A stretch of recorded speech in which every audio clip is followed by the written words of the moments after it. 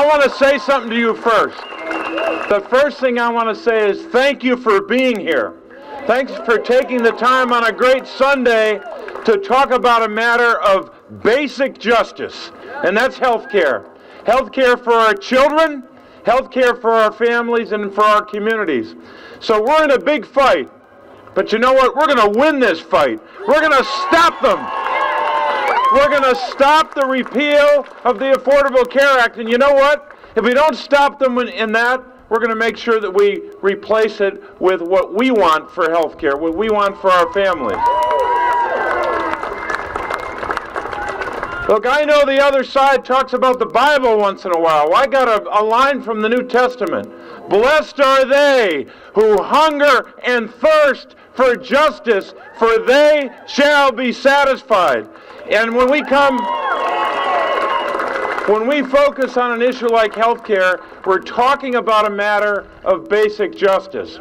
And you know what? We're hearing a lot lately from Republicans in Washington. They're saying, oh, don't worry when we repeal the Affordable Care Act. We're going to replace it with something much better. We're going to replace it with something that will be just fine, don't worry. But you know what? We've already seen the outlines of their ideas. They don't have a plan. They have a scheme to try to deceive you that they can get this done. But we're not going to let them perpetuate that lie, that scheme, okay? So when you hear Republicans talking about health savings accounts, think about someone who's, I want to tell you who's going to benefit from a health savings account. Someone who's really rich, all right? Not someone who's getting Medicaid, not Rebecca's family, not families that have benefited from the Affordable Care Act. So this is a scheme by Republicans in Washington, and we've got to stop them. Now, the most important voices you will hear today will not be mine or even the Congressman, with all due respect to Matt Cartwright, a great fighter on these issues, or even Secretary Osborne. It's the voices behind me of families who are going to talk about their circumstances. So I'm not going to get into a long debate about what's right about the Affordable Care Act. We know what it did. We know 20 million people have health care. We know that 156 million people have better protections because they've got employer-sponsored coverage. They have protections they never had before until we pass the ACA, okay? I'm going to just end with one note, with one focus. And Rebecca's, I'm glad she brought it up. Medicaid. We can talk about Medicare, and we've got to protect it with all our might. But Medicaid is where they're coming, okay? There are two speeding trains headed for people that have the benefit of Medicaid. And we're talking about Medicaid, we're talking about babies, people with disabilities, and people who are over the age of 65. Those three groups of Americans benefit from Medicaid.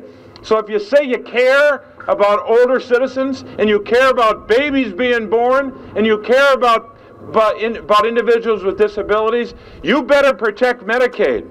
And if you're saying you're going to block grant Medicaid, you can't say that you care about those Americans. You can't pull it off. So here's what we're going to do. We're going to make sure that our families who might not have thought about it lately but are going to think about it now, listen to a report like this. Here's a report from November, Center on Budget and Policy Priorities, November 30th, 2016. Here's the headline. Medicaid block grant would slash federal funding, shift costs to states, and leave millions more uninsured. So when someone in Washington says they're going to block grant Medicaid, we've got to oppose them with all of our might. We have to make sure that we stop them from block granting Medicaid. We're going to do that here today. We're going to do that for the next several months. I don't care how long it takes. We're going to fight like hell against the block granting of Medicaid. So if they want to fight on Medicaid, I'll fight any one of them. We'll fight any Republican who's going to block grant Medicaid. Because when you block grant Medicaid, you take health care away from babies and young children, you take health care away from people over the age of 65, and you take health care away from families like Rebecca who have a loved one with a disability. So if you want to fight a Republican, fight them on Medicaid. Thank you very much.